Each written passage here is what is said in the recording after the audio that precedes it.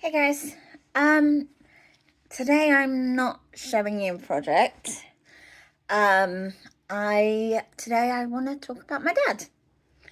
It's his birthday. Um, Actually, it's not just any old birthday. It's his 80th. I'm gonna put up a picture here.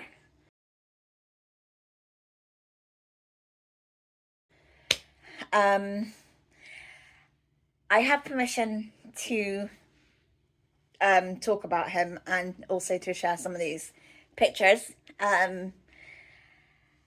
Honestly, my dad is the main reason why I even have a YouTube channel and why I do so much sewing. Um, my dad taught me to sew when I was 10, and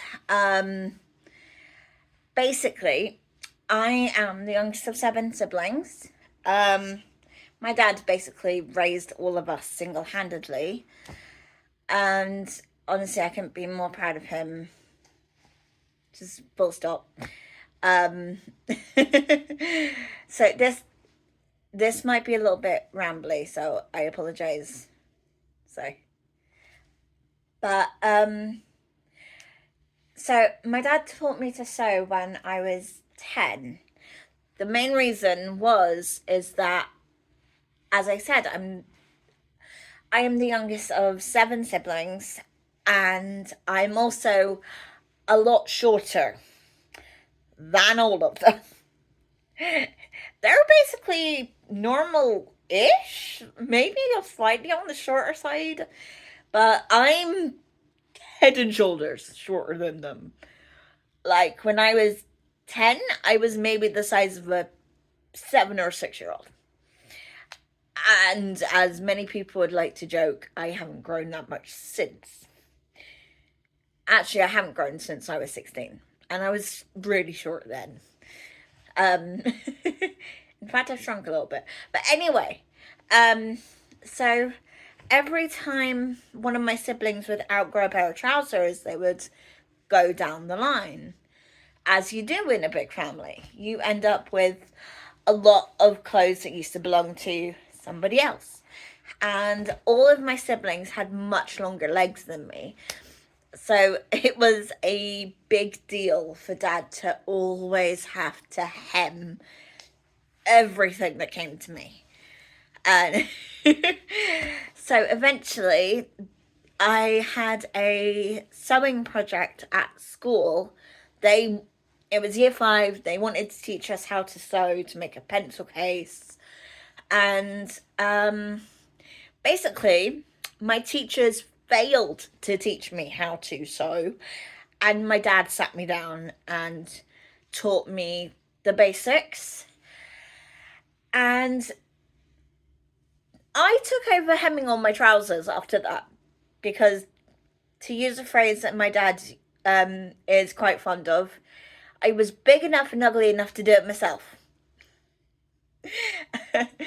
So, he's the one who actually taught me how to sew originally, and honestly, I love doing it. I grew up turning the rest of the leg from my sister's jeans that were hemmed to become mine into handbags that I would then embroider and sell at school and things like that. He was always really proud of the things that I've made, and recently I actually found one of my first projects, which I'm gonna grab in a minute, but put the piece in here.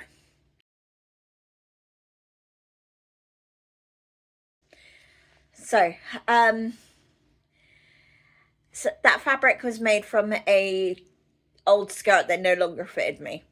And it was just enough to make a pencil case, and the bit I've just shown you is from one of the pockets that has you know, a zip attached, and now it's a little purse. I was quite proud of that. And so fast forward to I'm an adult, and my dad has always been my number one supporter. And basically raised me to believe that just because I'm disabled doesn't mean I'm unable to do most things. Actually, it's because of him I'm so bloody stubborn. No, I'm not kidding. One time before I left home, I got some. Basically, there were a lot of yarn that got somehow entangled in my wheels around my wheelchair. And it took me half an hour to get so frustrated with trying to untangle this mess that I was about to get out my scissors and chop through it all just so I can move again. And my dad saw that I was getting frustrated and was like, no, I taught you better than that. Come on. And he literally sat with me on the floor of my bedroom and untangled this God-forsaken mess. But we got it done. And it reinforced that you can do things. And sometimes stubbornness pays off. So it's Dad's fault I'm so stubborn. 100%.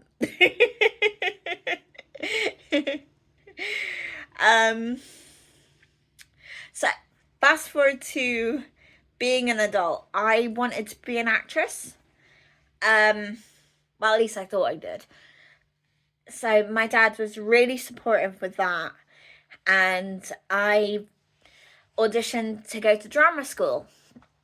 Unfortunately, or fortunately, whichever way you want to look at it, because I like how my life's turned out so far. It's okay. Anyway, I completely fluffed my audition. Completely, in the middle of a monologue, forgot everything, including what my name was. So, needless to say, I did not get into drama school, which basically put all of my feelings of, okay, what am I going to do for a career? And a little while later, maybe a couple of weeks or so, my dad said, you know, I was sewing something or knitting, one of the two. Let's face it, I'm always doing those. But I was doing one of my craft projects, and Daddy turned around and said, you know you can do that for a living, right? And I was honestly like, what? You can? Okay. So I went to college to learn to become a seamstress. Unfortunately, my disability has gotten worse since then. But it has helped me to make a lot of really cool stuff ever since. And I still sew all the time, and obviously, as you can tell from my channel. And that's literally all because of my amazing supportive dad. I mean, he's I can't believe he's 80. I mean, insert picture here. Look at it.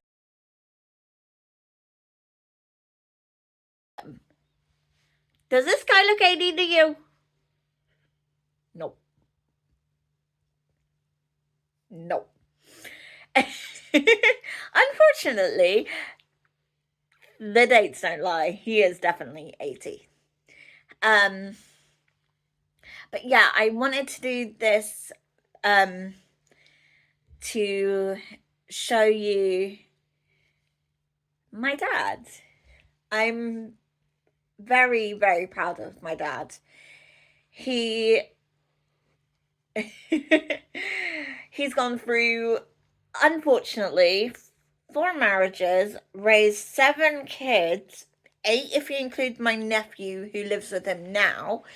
And most of us he raised single-handedly.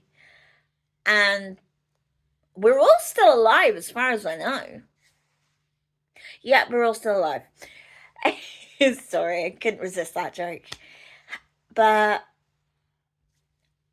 I mean, he raised all of us.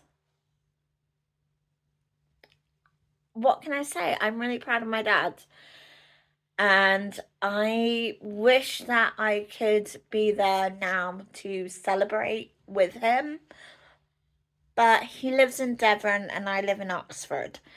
However, we are going to be seeing each other in just a few days.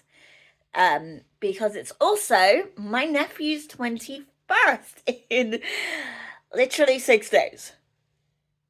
When did that happen? I think people just full stop should stop aging. It will make things a lot less complicated. Okay, so I'm gonna put in a few family photos now, and while you enjoy them, I hope you have a good day. Bye.